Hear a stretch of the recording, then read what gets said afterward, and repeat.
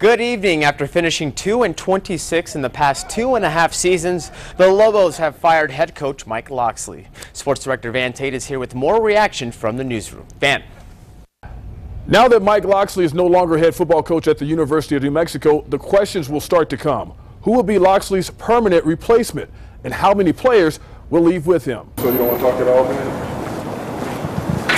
You going to stick around here, or are you going to transfer, you know? Today, the players didn't have much to say. Are you upset about it, or? I ain't got no opinion right now. I don't want to talk about like emotional, I ain't even want to talk about it right now. He came on a private plane 3 years ago after leaving his offensive coordinator's position at the University of Illinois. Mike Locksley promised to bring a high-powered offense to a program that was known for defense. This is the job I want. All right? This is the job I have.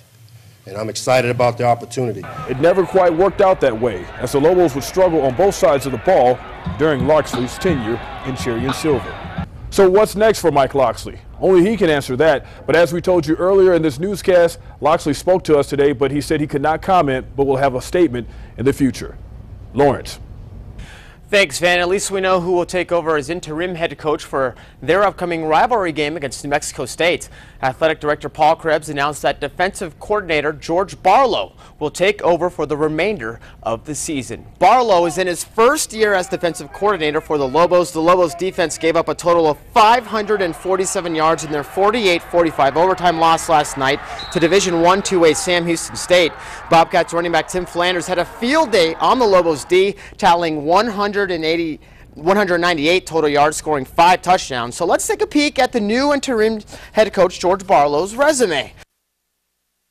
Year as an assistant with the Lobos, his first as a D coordinator for New Mexico. It's his 21st season as a coach at the collegiate level. 10 of those years were spent at James Madison. He graduated in play safety for Marshall as well. There will be a press conference in regards to Coach Locksley's departure tomorrow at 3 p.m. Be sure to tune in to Sports Director Van Tate tomorrow for all of the latest details.